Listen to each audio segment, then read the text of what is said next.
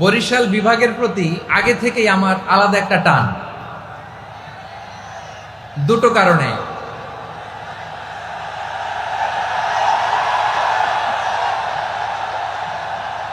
আলহামদুলিল্লাহ, আলহামদুলিল্লাহ, মাশাআল্লাহ। এই গণজোয়ারকে আল্লাহ তাআলা ইসলামের পক্ষে কবুল করে নিন। এই প্রাণ ঢালা উচ্ছ্বাস, ভালোবাসা, এটা কোরআনের জন্য, ইসলামের জন্য, ঠিক কিনা বলেন? কোন অপশক্তি এই গণজোয়ারকে ঠেকাতে পারবে না, কারণ যে ভালোবাসা আল্লাহর জন্য হয় সেটাকে ঠেকানো যায় না, ঠিক কিনা বলেন?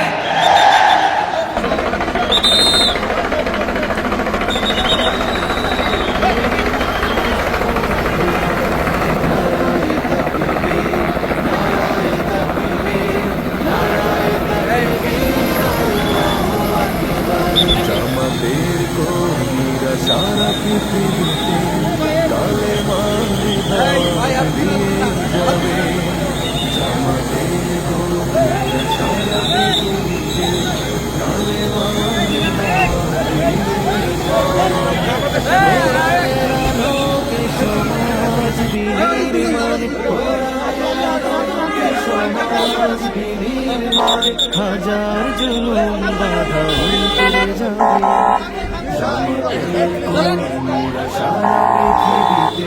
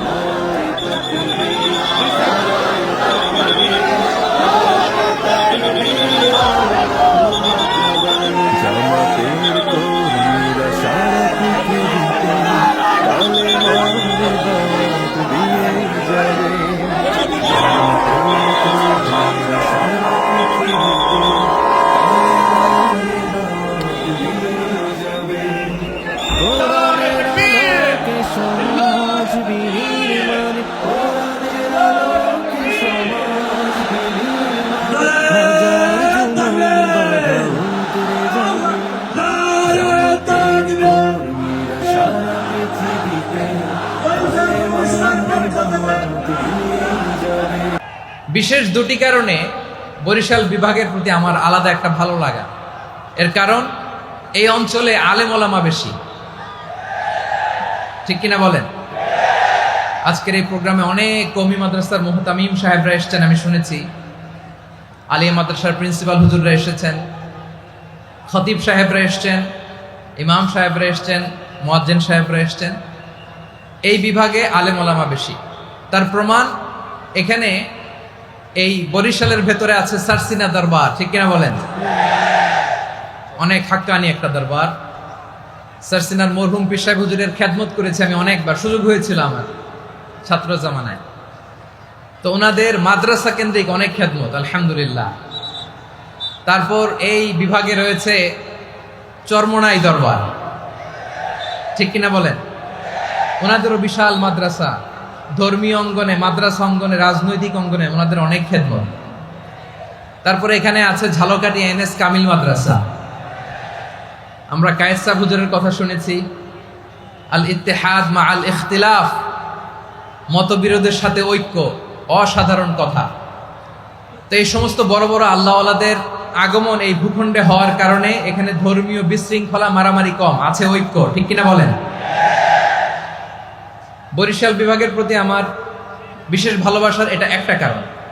2 নম্বর কারণ হচ্ছে, আমি ঢাকাতে যে মাদ্রাসায় পড়াশোনা করেছি, দারুন নাজাত সিদ্দিকিয়া কামিল মাদ্রাসা, আমার মাদ্রাসার শিক্ষক মন্ডলীর অধিকাংশ হচ্ছে এই বরিশালের, আলহামদুলিল্লাহ।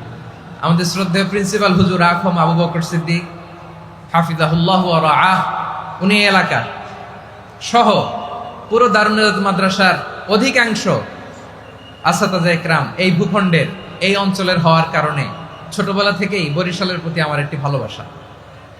তো আমি অন্তরের অন্তঃস্থল থেকে আবারও শুভেচ্ছা জানাতে চাই। আমি আমাদের অনেক ভাইদেরকে দেখতে পাচ্ছি, আপনারা বসার জায়গা পাননি, দাঁড়িয়ে আছেন এবং খুবই নিশ্চুপ, শান্ত, সুশৃঙ্খল। The people of Borishal, they are very smart, alhamdulillah, মাশাআল্লাহ। এবং শ্রোতা যাদেরকে দেখতে পাচ্ছি বেশিরভাগের বয়স 15 থেকে 25। জেনজি, যেখানেই যাই জেনজি আমারে ছাড়ে না। মাশাআল্লাহ, এরাই আগামীর বাংলাদেশ, এরাই বাংলাদেশ। এদের হাতেই নিরাপদ আমার লাল সবুজের পতাকা, এদের হাতেই নিরাপদ আমার 56,000 বর্গ মাইলের প্রতিটি ইঞ্চি মাটি। এজন্য তোমাদেরকে সাবধান থাকতে হবে, সজাগ থাকতে হবে দেশের জন্য, এদেশের সার্বভৌমত্বের জন্য, ঠিক কিনা বলেন? আমার প্রিয় ভাইরা, আপনারা এখন যেমনি নিশ্চুপ, নীরব, very quiet and calm, discipline, I like it, I love it. শেষ পর্যন্ত আপনারা এরকম নিশ্চুপ, নীরব, নিস্তব্ধ, নিঝুম থাকবেন তো আপনারা? মাশাআল্লাহ। আমি খুব লম্বা চূড়া সময় নেব না, অনেক আলোচনা হয়েছে, আমি পাশেই ছিলাম, আমি দুপুরেই চলে এসেছি, আমি শুনছিলাম আলোচনাগুলো, অসাধারণ আলোচনা হয়েছে। আসলে আলোচনা হওয়া দরকার অল্প, ইবাদত আর আমল হওয়া দরকার বেশি, ঠিক কিনা? কিয়ামতের একটা আলামত হচ্ছে খুতবুকুম তাওয়িলা ওয়া সালাওয়াতুকুম কাসীরা। কিয়ামতের আগে আমাদের বক্তব্য হয়ে যাবে লম্বা। Your speech will be longer and your সালাহ উইল বি ভেরি শর্টার। বক্তব্য হবে লম্বা, সালাত হবে খাটো। এই নমুনা বর্তমানে আছে না নাই? ঘন্টার পর ঘন্টা, তাও তৃপ্তি মিটে না। অনেক জায়গায় রাত পর্যন্ত, মিডনাইট পর্যন্ত, মধ্যরাত পর্যন্ত আলোচনা হয়। এটা ঠিক নয়। বক্তব্য হবে একেবারে gist, cream of the creams, একেবারে ক্রিম কথাটা আলোচক উপস্থাপন করবেন। হেদায়েত দেওয়ার মালিক কে? ইন্নাকা লা তাহদি মান আহবাবতা ওয়ালাকিন্নাল্লাহা ইয়াহদি মান ইয়াশা। নবী হে, আপনি চাইলেই কাউকে হেদায়েত দিতে পারবেন না। হেদায়েত দেওয়ার মালিক কে? প্রিয় ভাইরা, আমি শুরুতেই দেখতে চাই যে আপনারা বরিশাল বিভাগের কে কোন জেলা থেকে আসলেন, এটা একটু জেনে খোঁজখবর নিয়ে আমি আলোচনা শুরু করবো ইনশাআল্লাহ বিইذنিল্লাহ।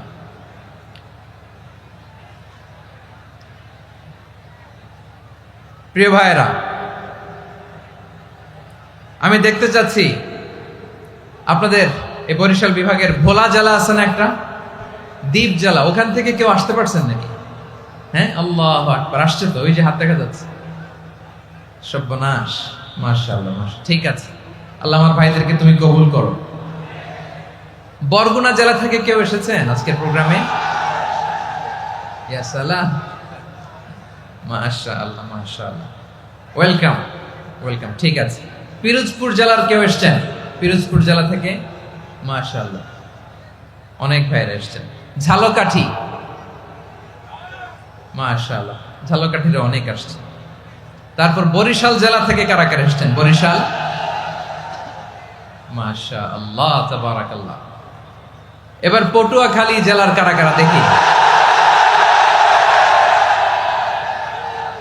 মাশাআল্লাহ, মাশাআল্লাহ, মাশাআল্লাহ। আল্লাহ তুমি কবুল করো, আল্লাহ তুমি কবুল করো। লিল্লাহি তাকবীর, লিল্লাহি তাকবীর, লিল্লাহি তাকবীর। হাত নামান। প্রিয় ভাইরা, আসুন আমরা কাল বিলম্ব না করে আজকের পটুয়াখালী জেলা শহরের, মাশাআল্লাহ, ওই যে লক্ষ্মীপুর থেকে আমাদের ভাই এসে প্লেকার্ড নিয়ে দাঁড়াইছে, ঠিক আছে, প্লেকার্ড দেখেছি, ফি আমানিল্লাহ। আচ্ছা, এই বরিশাল বিভাগের বাইরে থেকে কারা কারা আসছেন দেখি, কেউ আছেন কিনা? মাশাআল্লাহ, অনেক অনেক অনেক, মাশাআল্লাহ, আল্লাহ কবুল করুন, আল্লাহ কবুল করুন, ফি আমানিল্লাহ। চাঁদপুর, ঠিক আছে, ঠিক আছে, হ্যাঁ, ইলিশের বাড়ি চাঁদপুর, ঠিক আছে, মাশাআল্লাহ। বসুন, বসুন। সম্মানিত ভাইরা, আসুন আমরা মূল আলোচনার দিকে চলে যাই। আজকে আমরা যে টপিকটা নিয়ে আলোচনা করব সেটা হচ্ছে, আমরা যে জীবনে বিপদে পড়ি, আমরা বিপদে পড়লে আমাদেরকে উদ্ধার করে কে? আল্লাহ ছাড়া আমাদের বাঁচানোর কেউ আছে? উদ্ধার করার কেউ আছে? রক্ষা করার কেউ আছে? এজন্য বিপদে পড়লে আমরা চাইবো কার কাছে? আমাদের যাই দরকার হোক আমরা ফরিয়াদ করব কার কাছে? নাকি মাজারে যেয়ে চাবেন? মাজারে যেয়ে চাবেন? অনেকে তো মাজারে যেয়ে কপাল খসে, আছে না নাই? মাজারে যেয়ে সন্তান চায়, আছে? এই এলাকায় নাই, এই এলাকার লোকদের আকীদা খালেস আমি জানি। মাজারে যে কপাল ঘষে আর সন্তান চায়। আচ্ছা, মাজারে গেলে সন্তান পাওয়া যায়? আচ্ছা, মাজারে না গেলে যদি বাচ্চা না হতো, গরু ছাগলের যে বাচ্চা হয় ওরা কোন মাজারে মানত করে বলেন? কথা কি বুঝতেছেন? এই যে প্রতি বছর গরু ছাগল ভেড়া এগুলো যে বাচ্চা দেয়, এরা কোন মাজারে যে মানত করে? এজন্য চাইতে হবে একজনের কাছে, তিনি কে?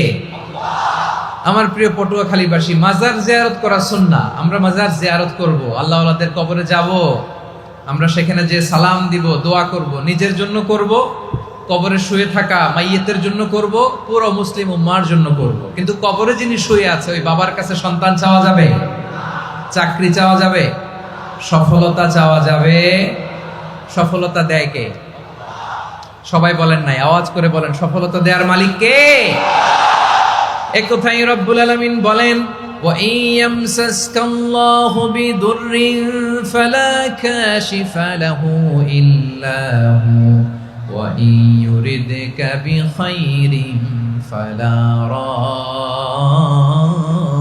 রাদ্দা লিফাদলি ইউসিবু বিহি মান ইয়াশাউ মিন ইবাদিহি ওয়া হুয়াল গফুরুর রহিম। আল্লাহু আকবার। আল্লাহ বললেন, ওয়া ইয়ামসাসকাল্লাহু বিদুররিন ফালা কাশিফা লাহু ইল্লা হু। আল্লাহ যদি তোমাকে কোনো বিপদ স্পর্শ করায়, আল্লাহ যদি তোমারে কোনো বিপদে ফেলে দেয়, ওই বিপদ থেকে উদ্ধার করার তিনি ছাড়া আর কেউ নাই। জোরে বলেন ঠিক কিনা? তিনি যদি কোনো বিপদে ফেলেন, তিনি ছাড়া বিপদ থেকে উদ্ধার করার কেউ নাই। আর তিনি যদি তোমার প্রতি কোনো অনুগ্রহ করতে চান, ওই অনুগ্রহ ঠেকিয়ে দেওয়ার ক্ষমতাও কারো নাই। আল্লাহ যদি আপনার সফলতা দিতে চায়, পৃথিবীর কোন শক্তি ওই সফলতাকে থামাতে পারে? এজন্য আল্লাহ বললেন, খবরদার, চিন্তা রাখিদা খালিস করে নাও। ওয়া ইয়ামসাসকাল্লাহু বিদুররিন ফালা কাশিফা লাহু ইল্লা হু। আল্লাহ বিপদে ফেললে বিপদ থেকে উদ্ধার করার কেউ থাকে না। আর আল্লাহ যদি তোমার প্রতি দয়া দেখাতে চান, অনুগ্রহ করতে চান, ওই অনুগ্রহকে প্রতিরোধ করার মতো ক্ষমতা কারো নাই। তিনি তার বান্দাদের মধ্য থেকে যাকে ইচ্ছা তাকে দেন, যত ইচ্ছা তত দেন। তিনি ক্ষমাশীল, তিনি মেহেরবান। সুবহানাল্লাহ। তিনি ক্ষমাশীল, তিনি মেহেরবান। তাহলে এই আয়াত থেকে আমরা বুঝতে পারলাম, আমরা যদি বিপদে পড়ি আমাদেরকে কেউ বাঁচাতে পারে না। আমার বাবা আমারে বাঁচাতে পারে? হ্যাঁ? আমার মা আমাকে বাঁচাতে পারে? আমার বন্ধু আমারে বাঁচাতে পারে? আমার দলের কর্মী আমাকে বাঁচাতে পারে? আমার পীর সাহেব আমারে বাঁচাতে পারে? আমার পটুয়াখালীর ভাইয়েরা খেয়াল রাখবেন, বাঁচাতে পারে এক মহান সত্তা, উদ্ধার করতে পারে এক মহান সত্তা। চিৎকার করে বলুন, তিনি কে? আবার আল্লাহ বললেন, আম্মাই ইউজিবুল মুযতাররা ইযা দাআহু ওয়া ইয়াকশিফুস সুআ ওয়া ইয়াজআলুকুম খুলাফাআল আরদ আইলাহুম মা'আল্লাহ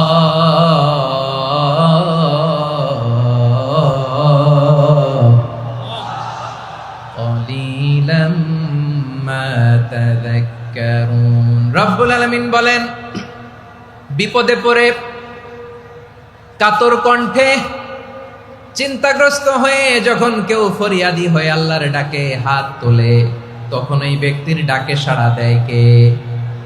সবাই বলুন। কাতর কণ্ঠে, বিপন্ন অবস্থায় আপনি যখন কেঁদে কেঁদে হাত তুলে আপনার দুঃখের কথা জানান, আপনি যখন ডাকেন তারে, তখন আপনার ডাকে সাড়া দেয় কে? আল্লাহ বলে, আমি সাড়া দেই। তোমাদের বিপদকে মুক্ত করে দেয় কে? ওই আল্লাহর সাথে কোন উপাস্য আছে নাকি? কিন্তু খুব অল্প সংখ্যক লোকই তোমরা উপদেশ গ্রহণ করো। কথাটা কার? তাহলে বিপন্ন মানবতা যখন কাঁদে, মানুষ যখন বিপদে পড়ে নিরুপায় হয়ে ফরিয়াদ করে, তার ডাক শোনার কেউ নাই একজন ছাড়া। চিল্লায় বলেন তো, তিনি কে?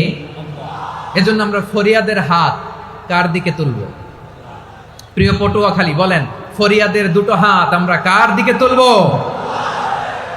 এবং খেয়াল রাখতে হবে, মাথার সাথে সেট করে নিতে হবে, আল্লাহ ছাড়া আমাকে উদ্ধার করার কেউ নাই। এই পৃথিবীতে কেউ আপন না। প্রিয় ভাই, বিপদে বললে বোঝা যায় কেউ আপন না। আপন শুধু একজন মহান সত্তা, তিনি কে? এটা কি আপনারা খেয়াল রাখতে পারবেন? হ্যাঁ, বিপদে আপদে কেউ আমাদের বাঁচাতে পারে না, তরাতে পারে না, মুক্তি দিতে পারে না, উদ্ধার করতে পারে না, একমাত্র আমার প্রভু ছাড়া, আল্লাহ ছাড়া। চিল্লায় বলেন ঠিক কিনা? এবং প্রিয় পটুয়াখালীর ভাইয়েরা, মাথার সাথে এটা সেট করে নিতে হবে যে আমাদের পুরো জীবনটাই পরীক্ষা। পুরো জীবনটাই কি? The life is a test. পুরো জীবনটাই পরীক্ষা।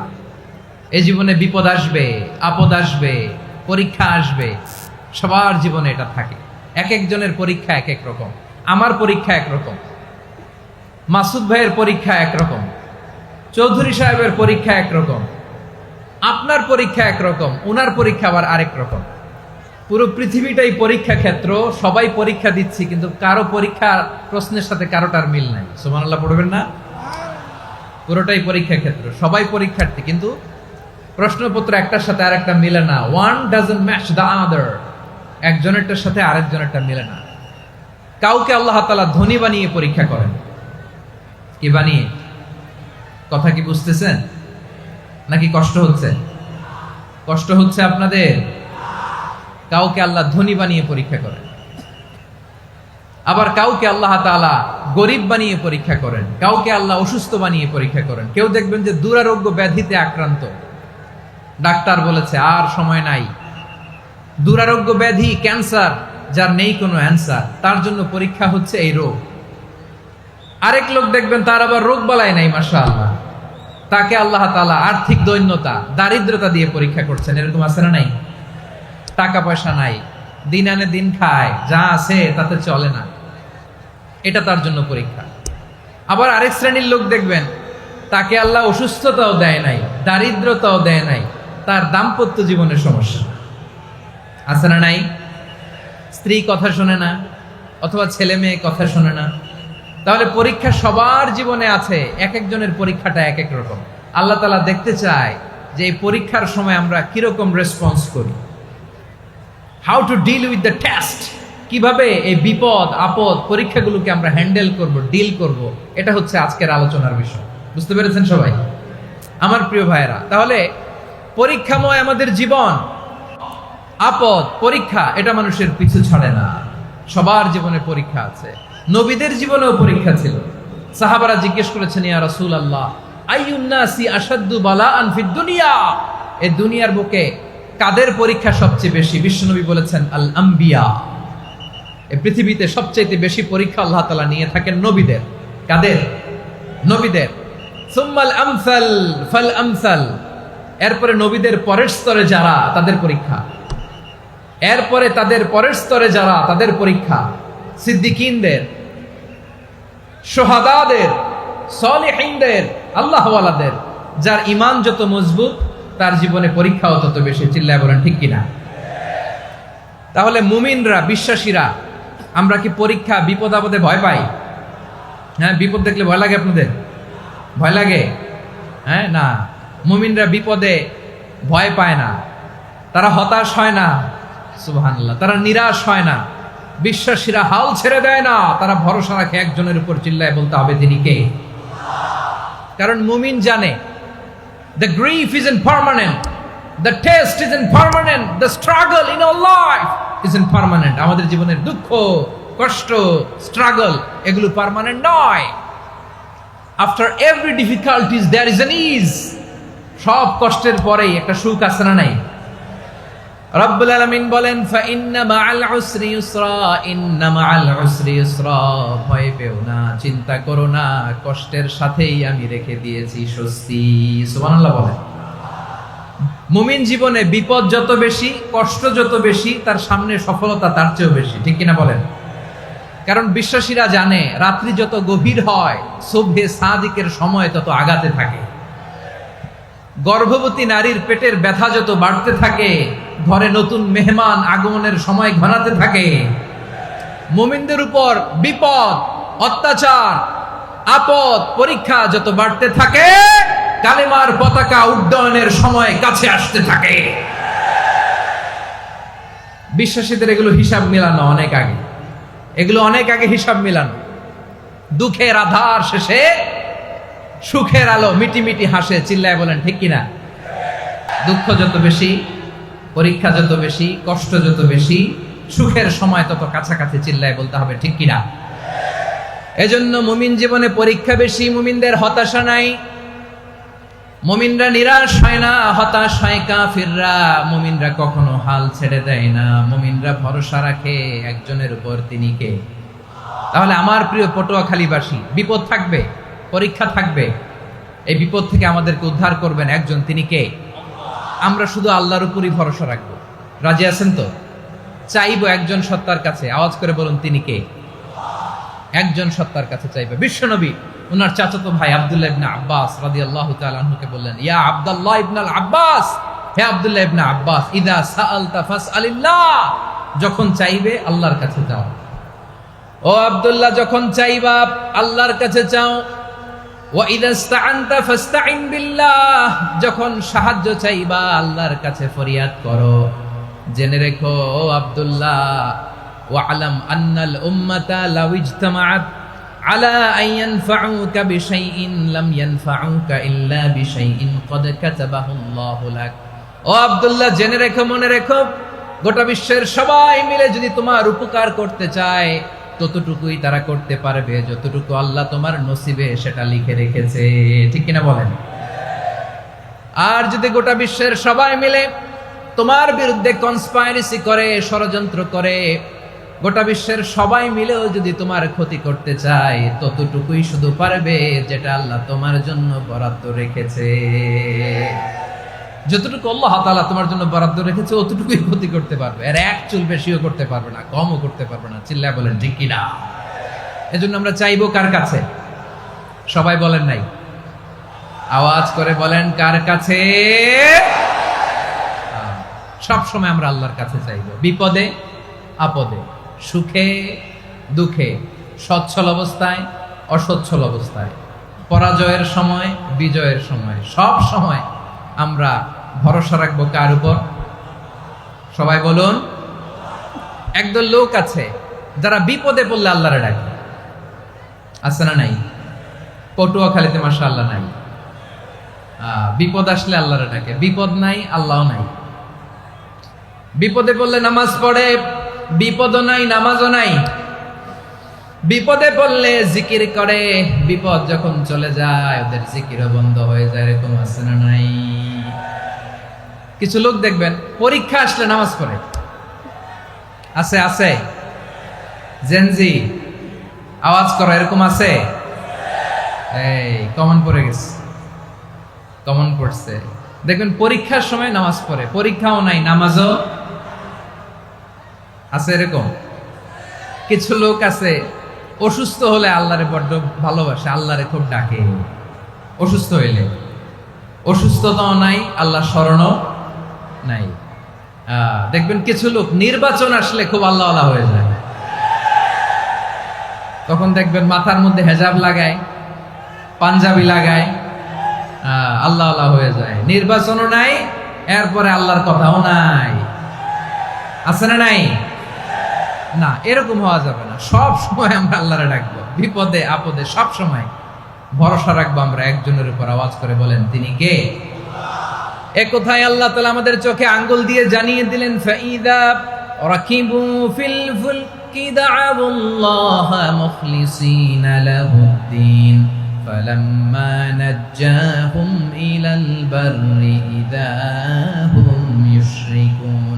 আল্লাহ বলে, একদল লোক আছে তারা যখন নৌযানে চড়ে, জলযানে চড়ে, সাগরের মধ্যে যখন জাহাজে চড়ে, লঞ্চে চড়ে, তারা যখন তুফানের সম্মুখীন হয় তখন তারা আল্লাহরে বড্ড বেশি ডাকে, একান্ত ভাবে ডাকে, বিশুদ্ধ চিত্তে ডাকে।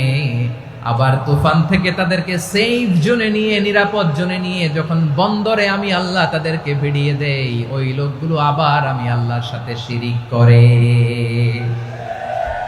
এরকম আছে না নাই?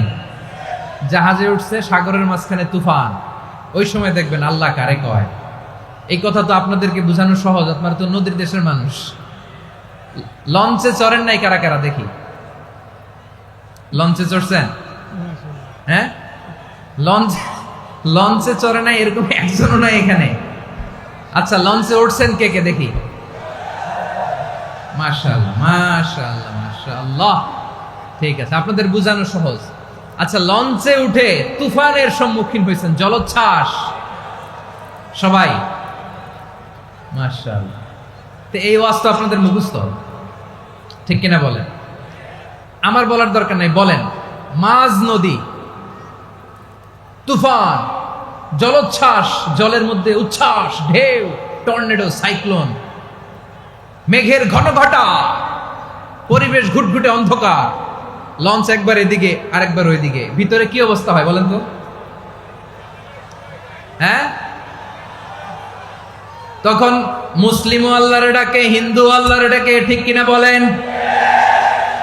আস্তিক আল্লাহর ডাকে, নাস্তিক আল্লাহর ডাকে, ঠিক কিনা?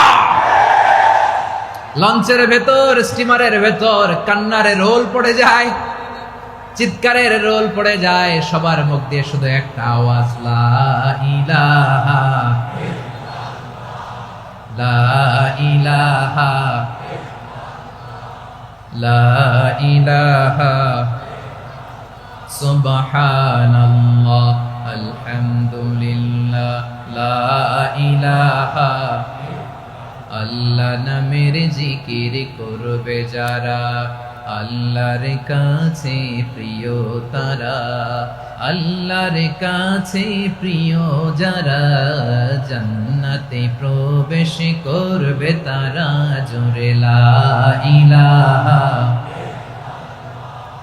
লা ইলাহা ইল্লাল্লাহ লা ইলাহা ইল্লাল্লাহ মুহাম্মাদুর রাসূলুল্লাহ সাল্লাল্লাহু আলাইহি ওয়াসাল্লাম।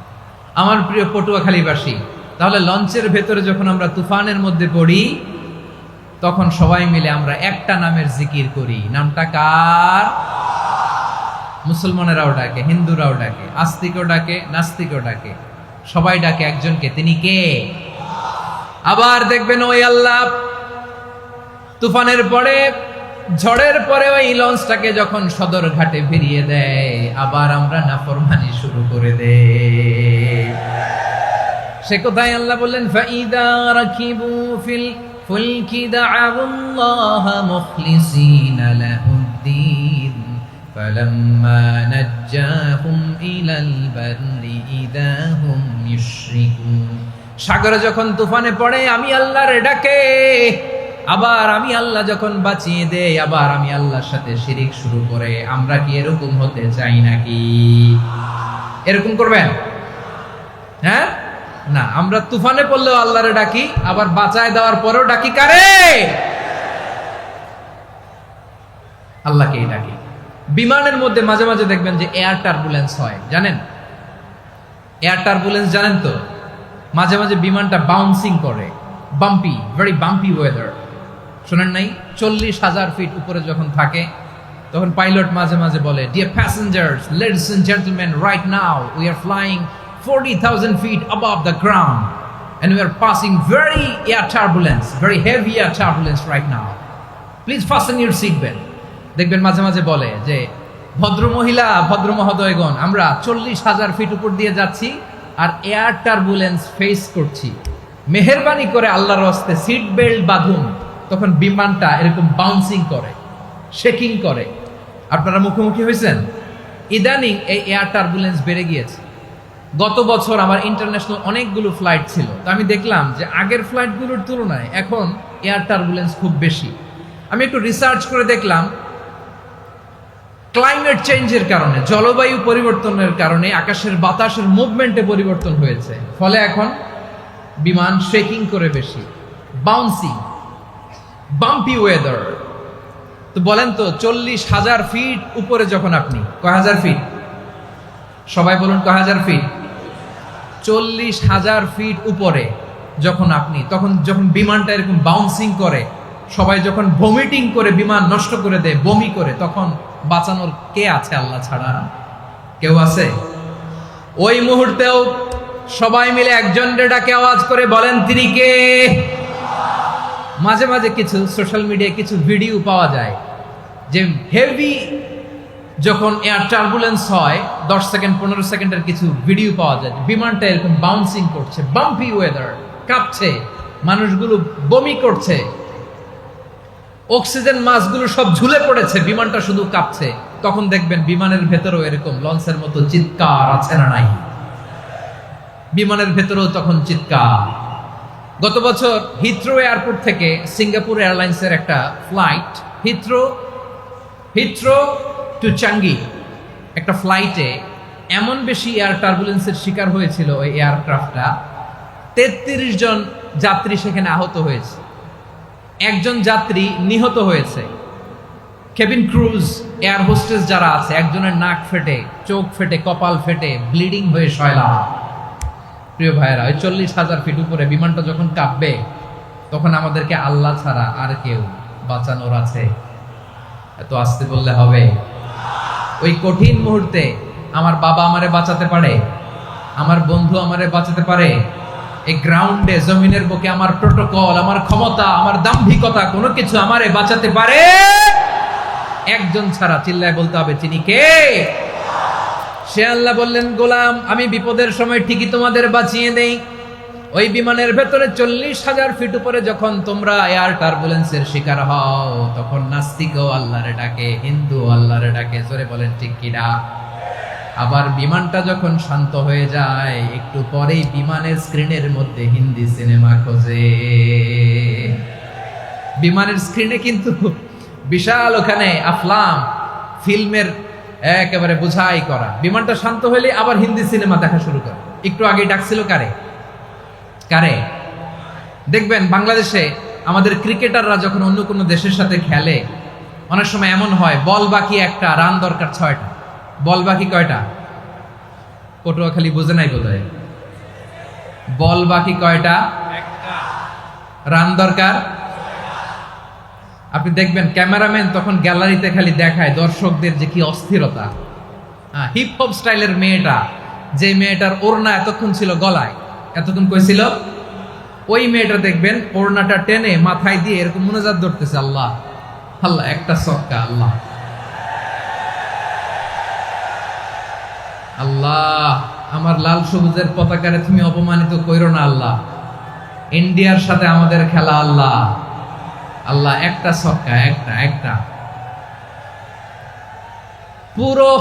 পুরো খেলা জুড়ে এই মেয়ের ওড়না ছিল গলায়, কিন্তু যখন 1 বলে 6 রান দরকার, ওড়না চলে আসছে কোথায়?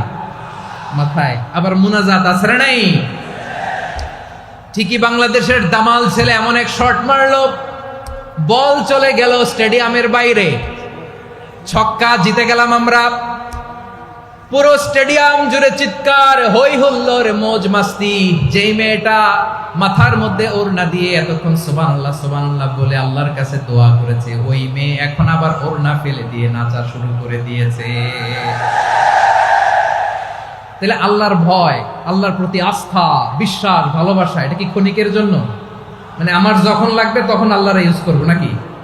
হ্যাঁ, বিপদে আপদে, সুখের সময় দুঃখের সময়, সচ্ছল অসচ্ছল অবস্থায় বিশ্বাসীরা ভরসা রাখে একজনের উপর। চিৎকার করে বলো, পটুয়াখালী তিনি কে?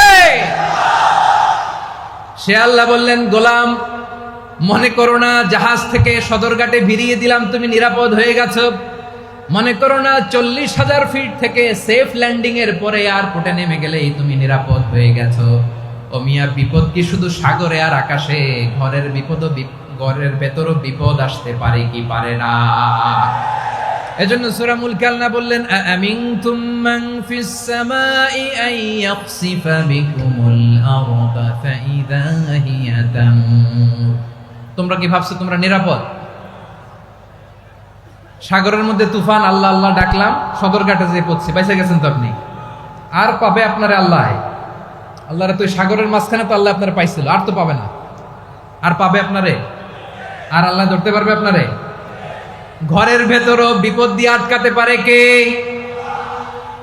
5 স্টার 7 স্টার হোটেলের ভেতরও আমাকে বিপদের মধ্যে ফেলে দিতে পারেন কে? আল্লাহ বললেন, তোমরা কি ভেবেছো তোমরা নিরাপদ? আমি চাইলে ল্যান্ডস্লাইডস, ভূমি ধস দিয়ে 1 লক্ষ 1 মুহূর্তে নিয়ে যেতে পারি। এক সুনামি দিয়ে থাপ্পড় মেরে 3 লক্ষ সাগরের ভেতরে ঢুকায় দিতে পারি। 1 সেকেন্ডও লাগে না আমার। أم أمنتم من في السماء أن يرسل عليكم حاصبا فستعلمون كيف نذير। আল্লাহ চাইলে আকাশ থেকে পাথর বৃষ্টি নাজিল করতে পারেন কি পারেন না? এই মুহূর্তে এখানে ভূমিকম্প দিতে পারেন কি পারেন না? আচ্ছা, ভূমিকম্প যখন হয় আমাদের কারো হুঁশ থাকে? আপনি মনে করছেন আমরা সাধারণ মানুষ, আমরা দৌড় দেই, আর প্রেসিডেন্ট প্রধানমন্ত্রী ওনারা বুঝি খাটে শুয়ে থাকে? কথা বুঝে নাই বোধহয়। ভূমিকম্প, আর্থকোয়েক যদি হয়, বাঁচার জন্য আমরা কি করি? হয় খাটের তলায়, ডাইনিং টেবিলের নিচে, উপরে শক্ত কিছু আছে এটার নিচে, অথবা ঘর থুইয়া দেও দৌড়। তো প্রধানমন্ত্রী উনি কি করে? প্রেসিডেন্ট উনি কি করে? হ্যাঁ, উনি খাটের মধ্যে যে শুয়ে থাকে নাকি? উনিও দৌড়, সাধারণ মানুষও দৌড়, প্রধানমন্ত্রীও দৌড়, বাড়িওয়ালাও দৌড়, ভাড়াটিয়াও দৌড়, সবাই দৌড়। নাকি ভাড়াটিয়ারা বাড়ি থুইয়া দৌড়, বাড়িওয়ালারা আর বেরোয় না? এরকম না। তাহলে যে কোনো মুহূর্তে ভূমিকম্প দিয়ে নাস্তানাবুদ করতে পারে কে? আমার প্রিয় ভাইয়েরা, আমরা নিরাপদ নই, আমরা তার দয়ায় বেঁচে আছি। কার দয়ায়? এজন্য আল্লাহ বললেন, গোলাম, যে কোনো মুহূর্তে বিপদ দিয়ে তোমাদেরকে নাস্তানাবুদ করতে পারি। বিশ্বাসী বলে যদি নিজেকে দাবি করো, সব সময় ডাকতে হবে একজন সত্তাকে। বলেন তিনি কে? এই কথা ক্লিয়ার? এই সবগুলো উদাহরণ শেষে সবার কাছে ক্লিয়ার হয়েছে না যে বিপদ থেকে, আপদ থেকে, পরীক্ষা থেকে, ক্যালামিটি থেকে আমাদেরকে কেউ বাঁচাতে পারে না একজন সত্তা ছাড়া। আবারও বলেন তো তিনি কে? ক্লিয়ার? হ্যাঁ, সবাই বুঝতে পারছেন?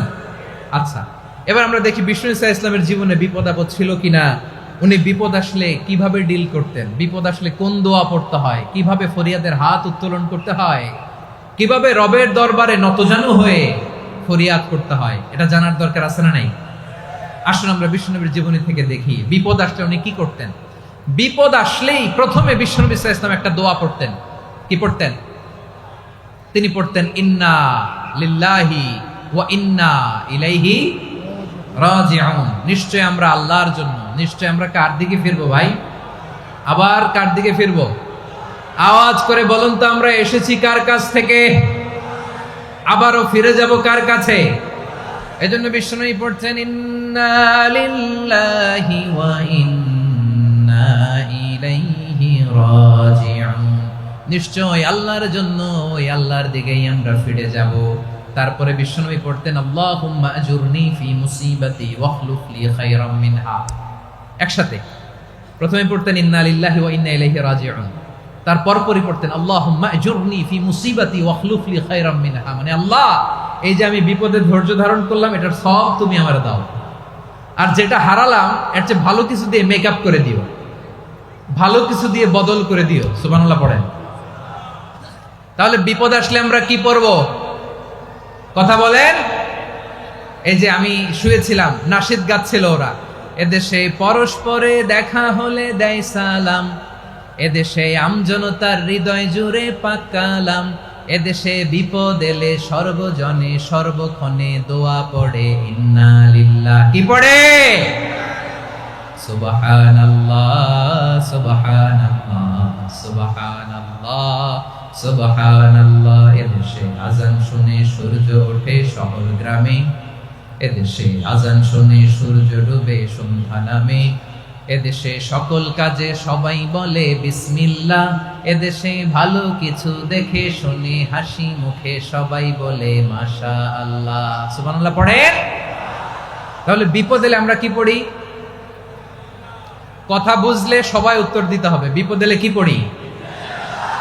তাহলে বিপদ এলেই আমরা এখন থেকে ইন্না লিল্লাহ পড়বো, নাকি হাই হুতাশ করবেন? একদল আছে হাই হুতাশ করে, হায় আল্লাহ রে, মোর কি হইল রে, মুই কি হরমু রে, মুই কমবে যামু রে। আছে না নাই? এরকম বিলাপ করতে নিষেধ করেছেন বিশ্বনবী।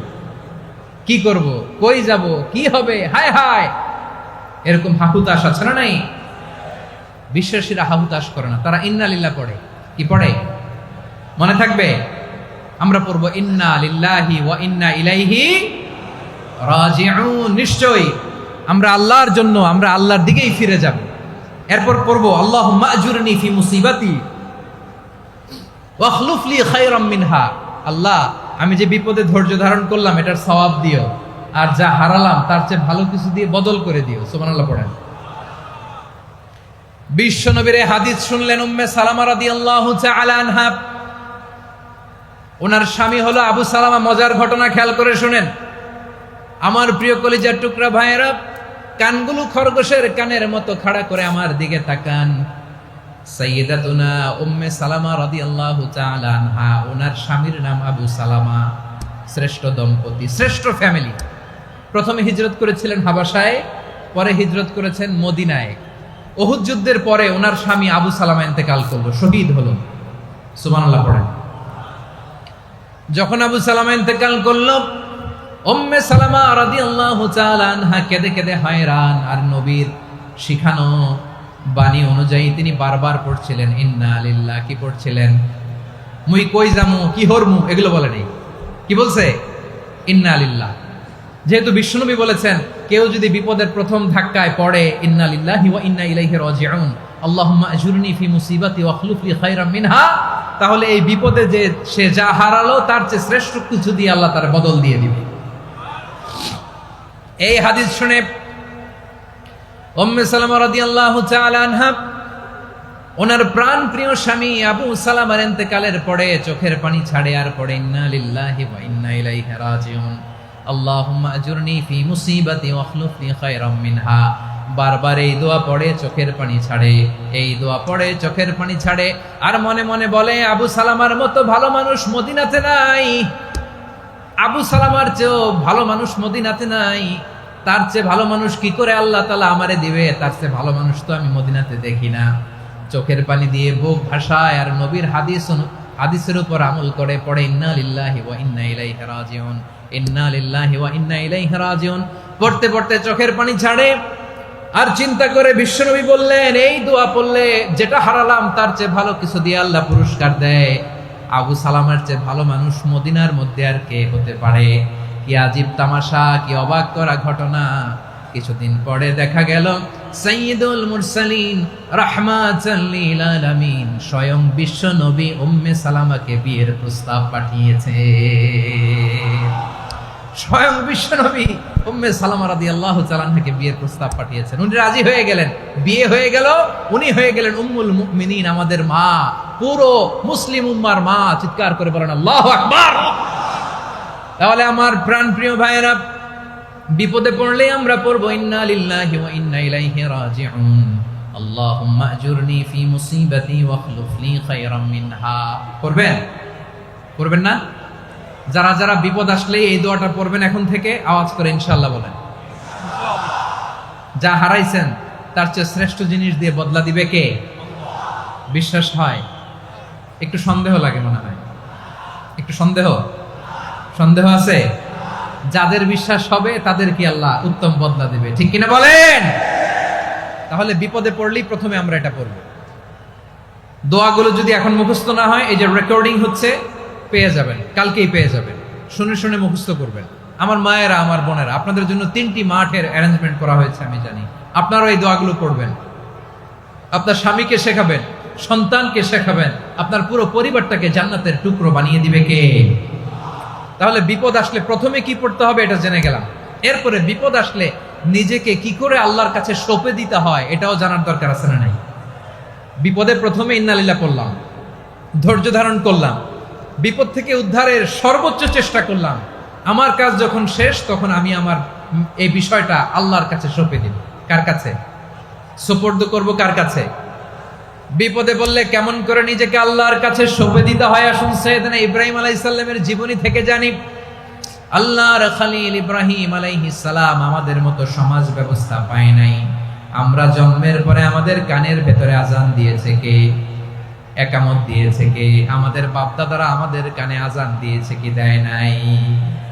আমাদের জন্মের পরেই তো আজান, একামত, বাড়ির পাশে মসজিদ, প্রতিদিন আজান, জুমার খুতবা, প্রতি মাসে মাসে তাফসিরুল কোরআন মাহফিল, মসজিদ, মিনারা, অভাব নাই, ঠিক কিনা বলেন? আপনি যেই সুন্দর ইসলামিক এনভায়রনমেন্ট পেয়েছেন, আমাদের ইব্রাহিম খলিল উনিও কি এরকম পেয়েছিলেন? হ্যাঁ, উনি জন্মের পর পরে ওনার কানে আজান দিয়েছে কেউ? আমার প্রিয় ভাইরা, আগা গোড়া একটা শিরকি পরিবেশ উনি জন্মগ্রহণ করেছেন। উনি ছাড়া ওই তল্লাটে একজনও আল্লাহর উপর বিশ্বাসী নাই। কল্পনা করতে পারেন? গোটা তল্লাটে, গোটা দেশে বিশ্বাসী মুমিন, আল্লাহর উপর বিশ্বাস স্থাপনকারী কয়জন? সবাই বলেন কয়জন? বাকি সব মুশরিক।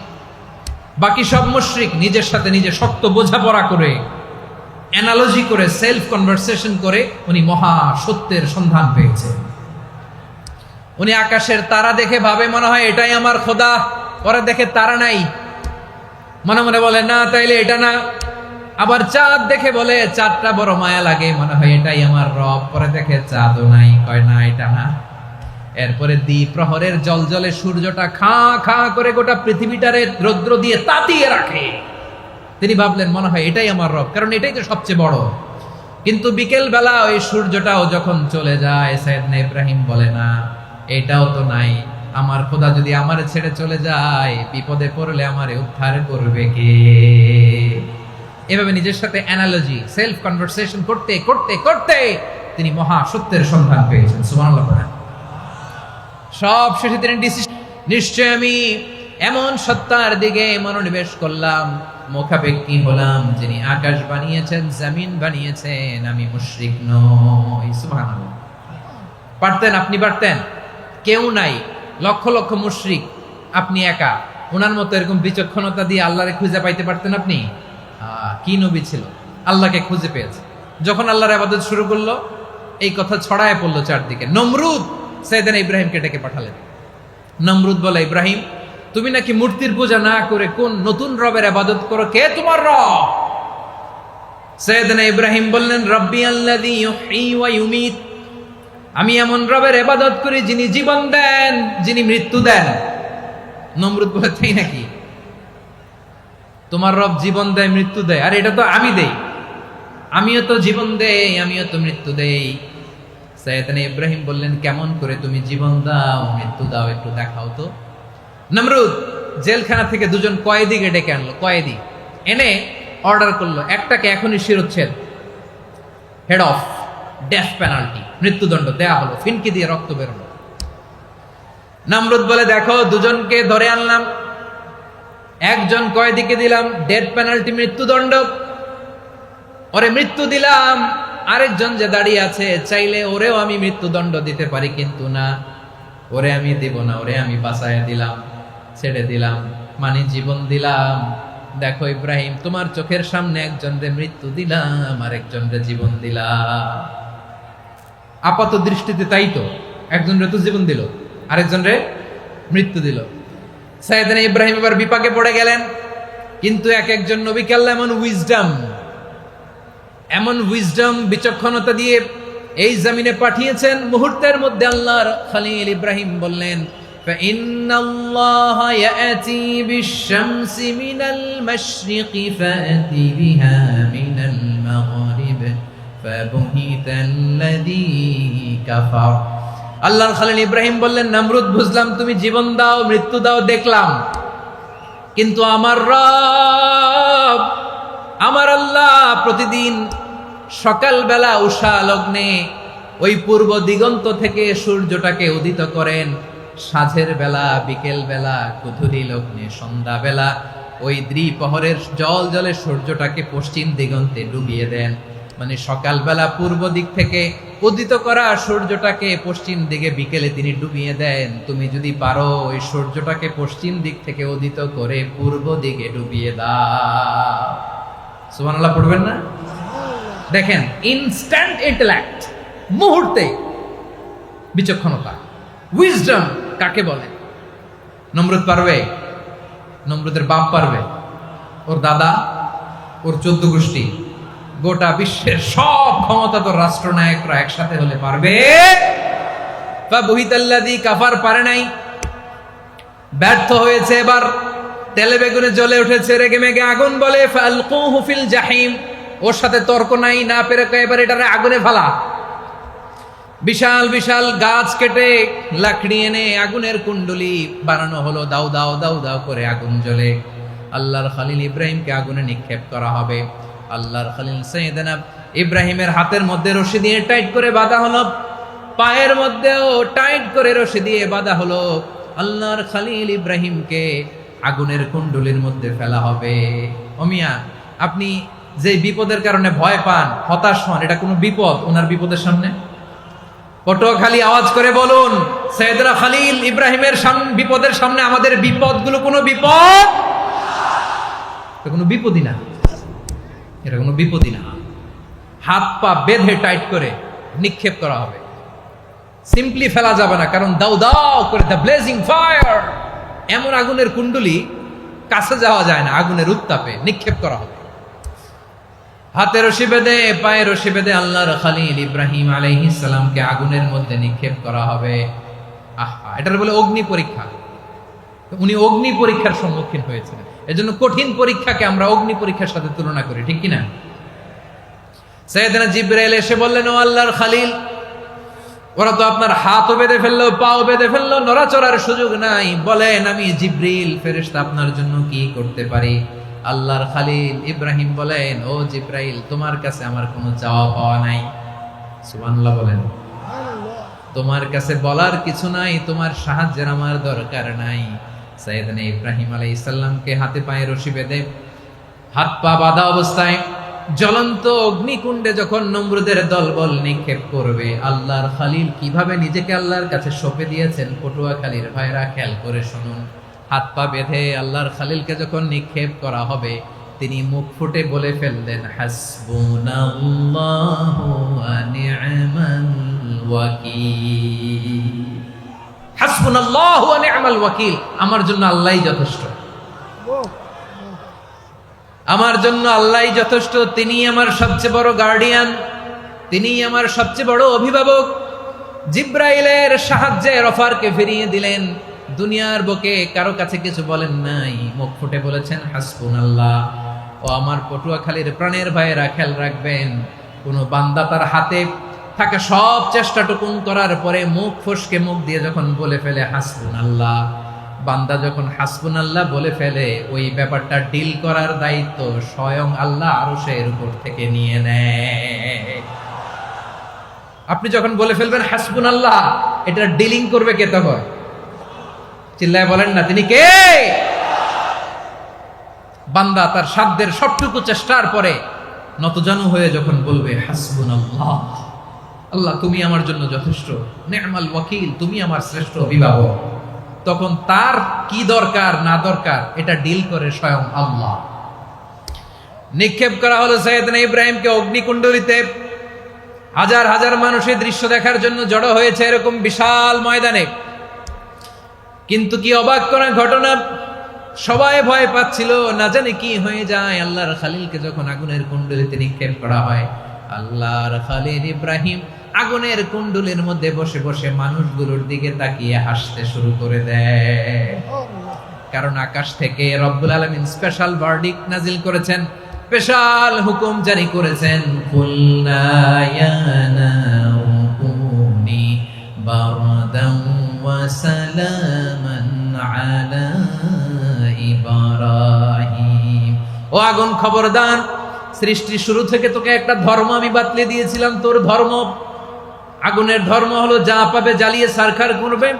আল্লাহ বলল, আগুন, তোর ধর্ম দিয়েছিলাম, তুই সব জ্বালিয়ে পুড়িয়ে সারখার করে দিবি, কিন্তু ক্ষণিকের জন্য আমি তোর জ্বালিয়ে দেওয়ার ক্ষমতাটাকে কেড়ে নিলাম, জ্বালিয়ে ভস্ম করে দেওয়ার ক্ষমতা আমি কেড়ে নিলাম। কুনি বারদান, ঠান্ডা হয়ে যা, কিন্তু এত বেশি ঠান্ডা হবি না আবার আমার ইব্রাহিমের জন্য সর্দি লেগে না যায়।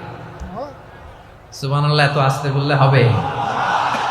কুনি বারদান, বারদ মানে বরফ, ঠান্ডা, ঠান্ডা হ, কিন্তু এত ঠান্ডা হবি না যাতে আমার ইব্রাহিমের কষ্ট হয়। আগুন বলে, আল্লাহ একবার বললাম ঠান্ডা হ, আবার বলো এত ঠান্ডা হবি না যাতে খলিলের সর্দি না লাগে। কেমন ঠান্ডা হব, কেমন এনভায়রনমেন্ট তৈরি করে দেব বলো? আল্লাহ বললেন, সালামান আলা ইব্রাহিম, আমার খলিল, আমার কলিজা, আমার ইব্রাহিমের জন্য তুই জান্নাতের গুল বাগিচা হয়ে যা। ও ভাই, নবী মুসার মতো ঈমান হলে রাস্তা হবে সাগর জলে, নবী ইউসুফের মতো ঈমান হলে একে একে দরজা খোলে। নবী ইব্রাহিমের মতো ঈমান যদি আজও থাকে বিদ্যমান, অগ্নিকুণ্ডে দেখতে পাবে খুবসুরতে ফুল বাগান। কুলনা ইয়া নারু কুনি বারদান ওয়া সালামান আলা ইব্রাহিম। বান্দা যখন মুখ দিয়ে বলে হাসবুনাল্লাহ, আমার আল্লাহ আমার জন্য যথেষ্ট। এই বলে যখন নিজেকে সঁপে দেয়, তার কি লাগবে ওই দায়িত্ব স্বয়ং নিয়ে নেয় কে? সবাই বলেন, স্বয়ং নিয়ে নেয় কে? তাহলে আমার প্রিয় ভাইরা, বিপদের শুরুতেই আমরা বলবো ইন্না লিল্লাহ। শুরুতে কি বলবো? এরপরে যেই বাক্যটা পড়ে নিজের পরিস্থিতিকে আল্লাহর দরবারে সঁপে দিব, সেটা হচ্ছে হাসবুনাল্লাহ। সেটা কি? বিষ্ণু বলেন, লা ইয়াজালু লিসানুকা রাতাবান মিন যিকরিল্লাহ। সব সময় আল্লাহর স্মরণ দিয়ে, জিকির দিয়ে জিহ্বাটারে সিক্ত রাখো।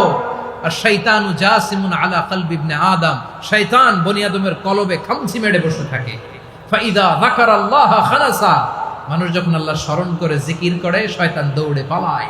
ওয়া ইদা গাফালা ওয়াসওয়াসা, যখনই বনি আদম গাফেল হয়, তখনই শয়তান তার হৃদয়ে ওয়াসওয়াসা দেয়। এজন্য বিপদে পড়লে ইন্না লিল্লাহ, নিজের সব টুকুন করার পরে, নিজের রোল প্লে করার পরে নিজেকে আমরা কি বলে সঁপে দিব? সবাই বলেন, সবাই বলতে হবে। আরো জোরে বলেন, মনে থাকবে?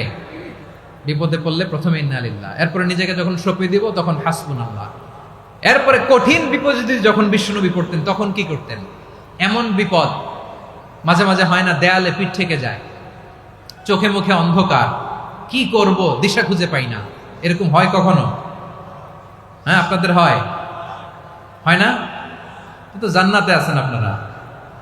হয় হয়, এরকম হয়েছে না যে দেয়ালে পিঠ থেকে গেছে, চোখে মুখে অন্ধকার, কই যাব, কি করব, বাঁচানোর কেউ না, এরকম হয়েছে কখনো আপনাদের?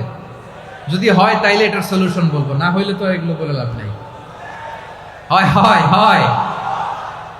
বিশ্বনবী এরকম কঠিন বিপদে পড়েছেন জীবনের কিছু কিছু মুহূর্তে। ওই মুহূর্তে বিশ্বনবী স্পেশাল দুইটা দোয়া পড়তেন।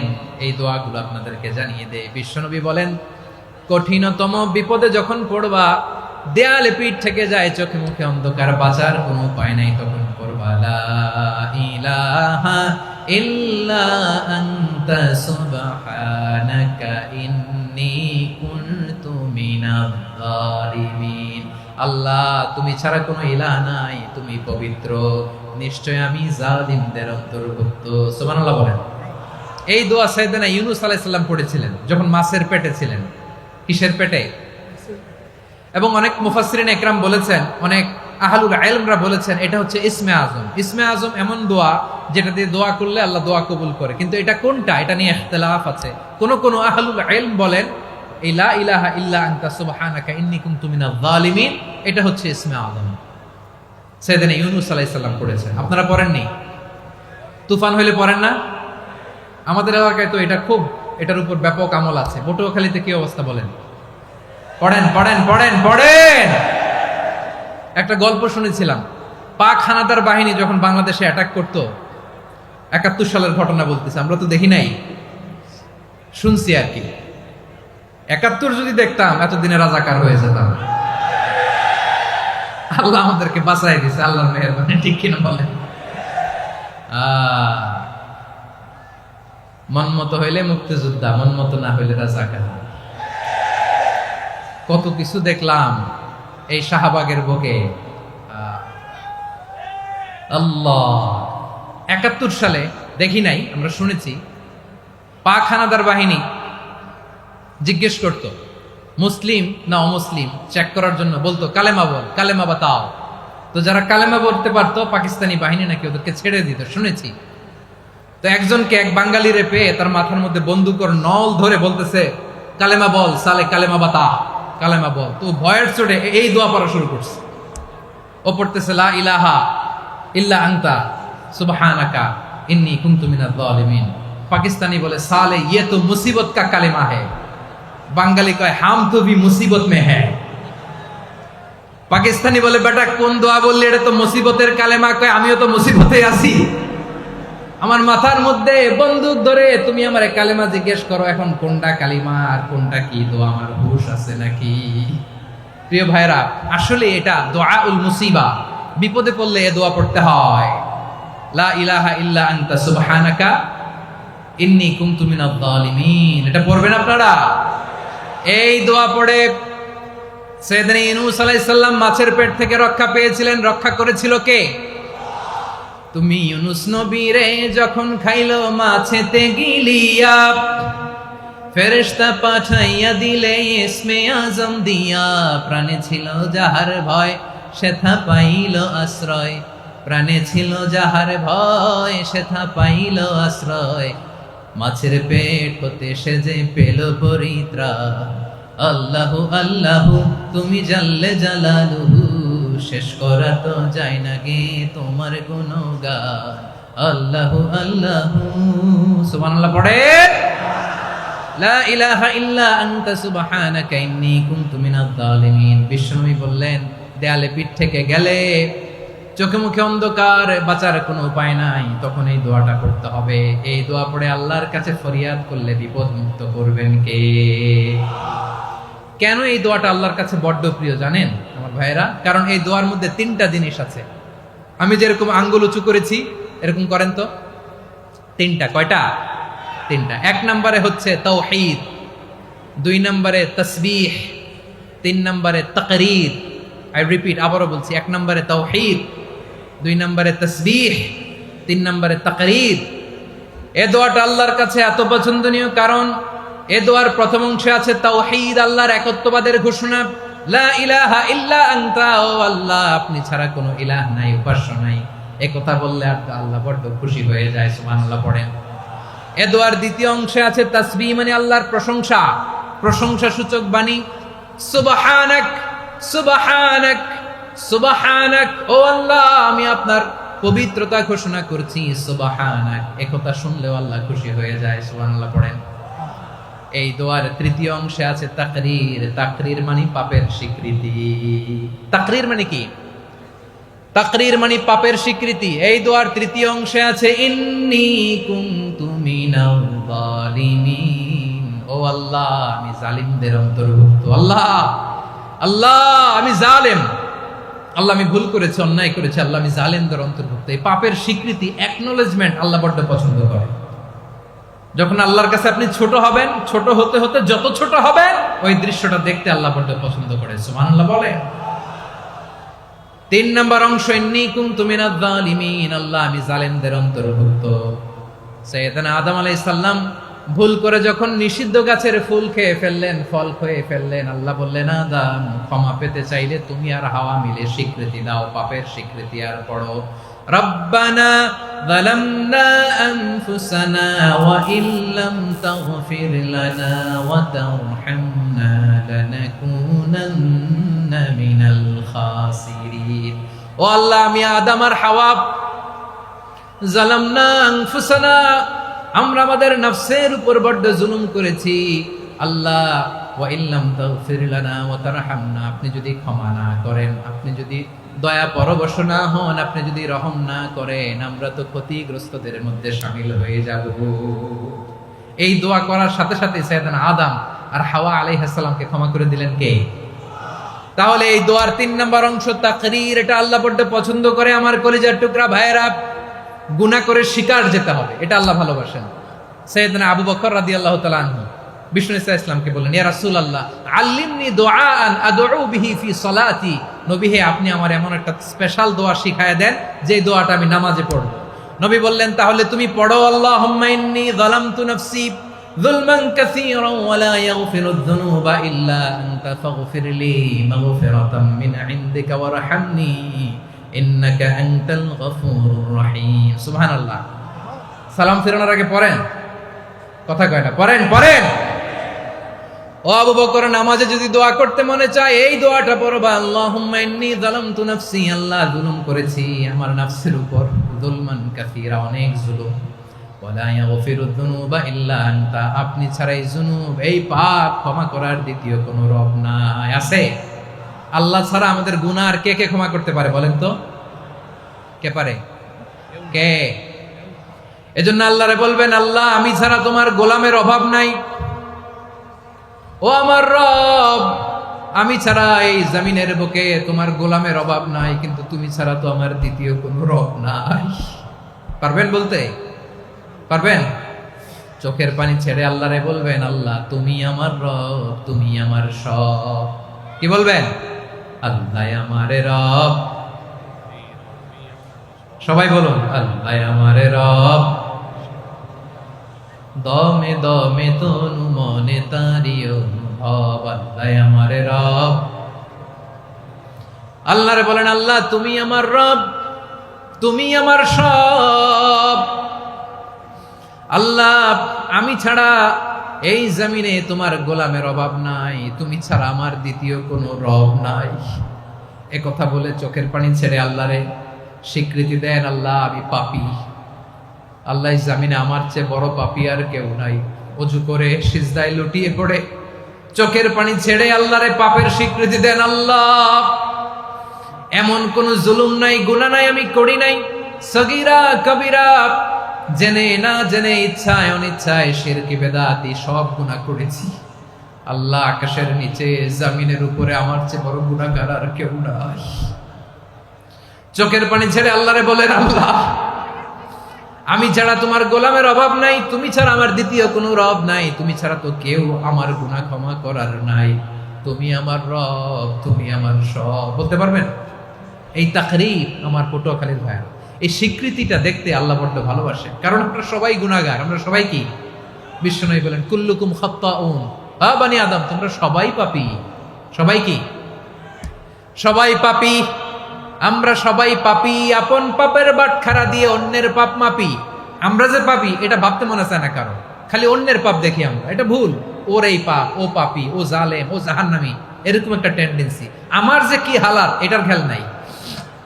খেয়াল করতে হবে যে আমি সবচেয়ে বড় পাপী, ঠিক কিনা বলেন? পাপ করি নাই এমন কেউ আছি? হ্যাঁ আছি। কেউ না জানলেও জানে কে আমার পাপের ঘটনা? পৃথিবী না জানুক আমি তো জানি, আমি কি পাপ করেছি হায়। ও আমার কলিজার টুকরা ভাইয়েরা, মাথাটাকে নিচু করে জীবনের সব গুনার ফিরিস্তিগুলো একটা একটা করে স্বীকার করে আল্লাহরে বলেন, আল্লাহ আমি পাপী। আল্লাহ আমার চেয়ে বড় পাপী এই দুনিয়াতে কেউ নাই। আকাশের নিচে জমিনের উপরে আমার চেয়ে বড় পাপী কেউ নাই। একটা একটা করে আল্লাহ স্বীকার করি আমি পাপী। সব পাপের স্বীকৃতি দিলাম। পৃথিবী না জানুক আমি তো জানি, আমি কি পাপ করেছি হায়। আমার পাপের করলে বিচার, বাঁচার আমার নাই উপায়। দয়াময় তুমি মাফ করো আমায়, মাফ করো আমায়। আল্লাহ তাআলা যদি দয়া করে আমাদেরকে মাফ না করে, আমাদের বাঁচার কোনো উপায় নাই। আপনি কি ভেবেছেন আপনার নামাজ দিয়ে আপনি জান্নাতে যাবেন? আপনি তাহাজ্জুদ গুজার, সেজদা দিতে দিতে কপালে দাগ ফেলেছেন, এটা আপনারা জান্নাতে নেবে না। আপনি এলাকার সবচেয়ে বড় হাতেম তাই দানশীল, এই দানের ভরসায় বসে আছেন, কশিন কালো না। আমাদের নামাজ, আমাদের রোজা, আমাদের ইবাদত, এগুলোকে মিজানের পাল্লায় উঠালে কোনো ওজনই হবে না। তবে আমাদের একটা কৌশল জানা আছে, আমরা আল্লাহর রহমতের ভিখারি।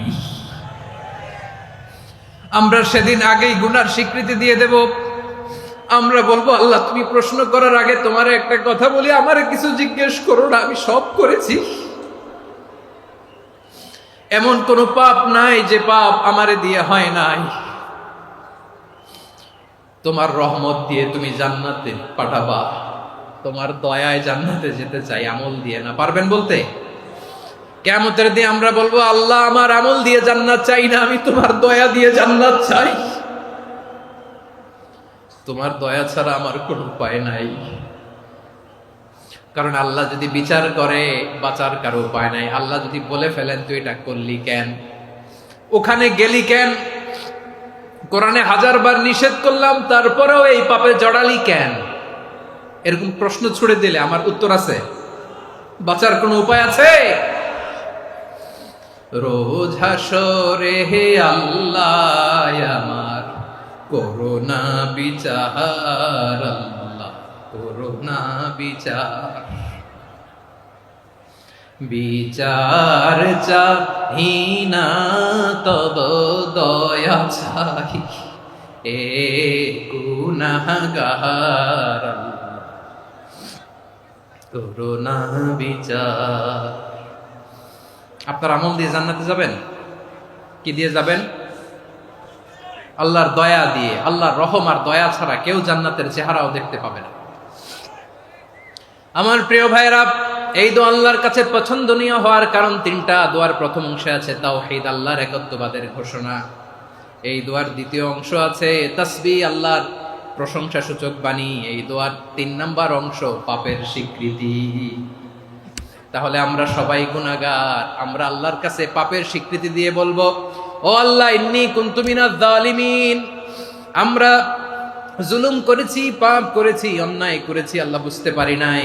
শয়তানের ওয়াসওয়াসায় পড়ে, বন্ধুর পাল্লায় পড়ে, নফসের খায়েশ মিটাতে যে আল্লাহ করে ফেলেছি। তুমি গুনাহ না মাফ না করলে আমাদের গুনাহ মাফ করার দ্বিতীয় কেউ নাই। ঠিক কিনা বলেন?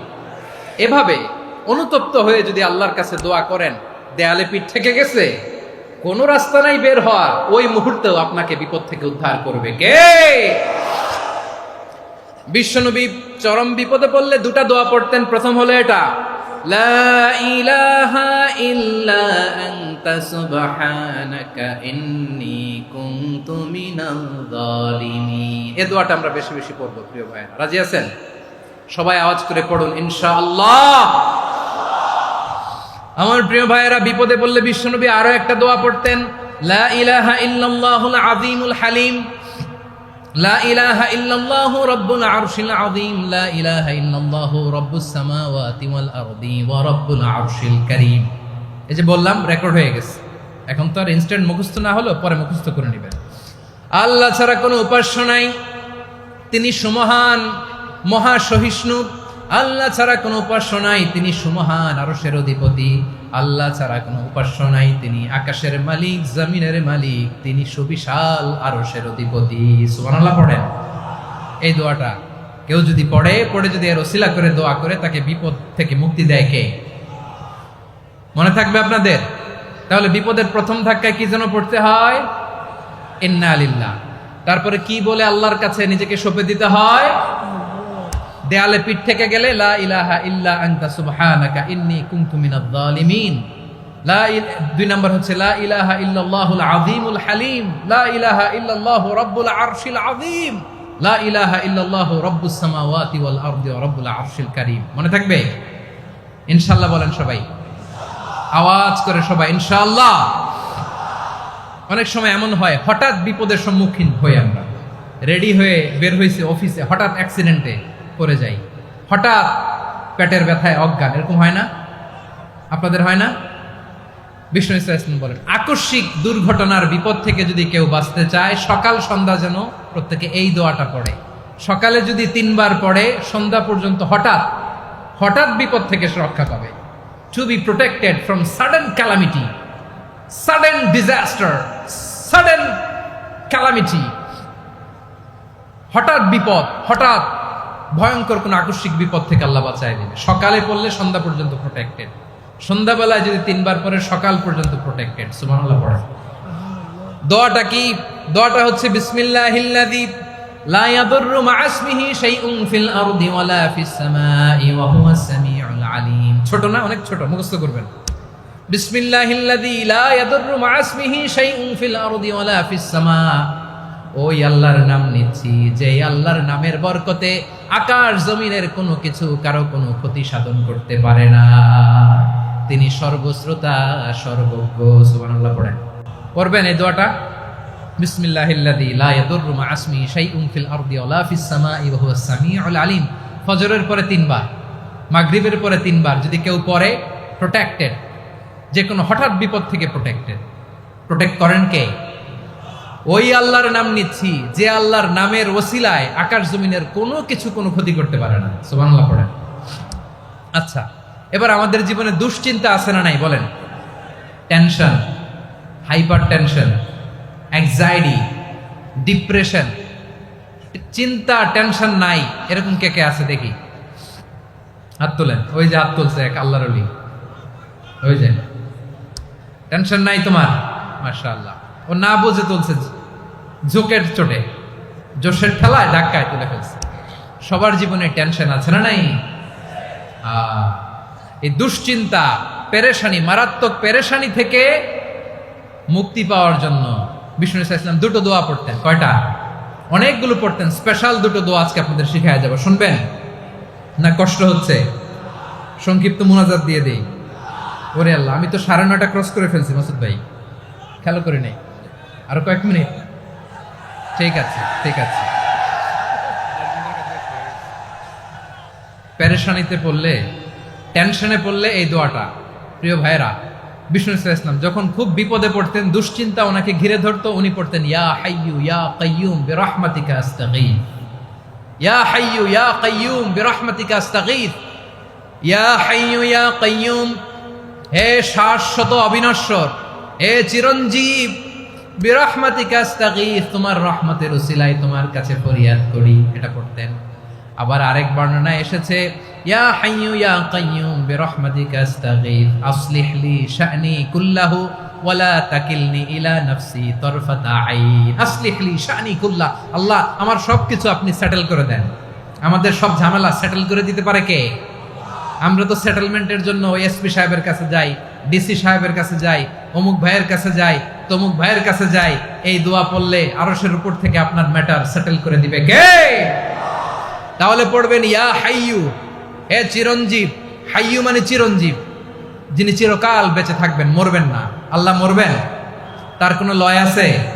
ক্ষয় আছে?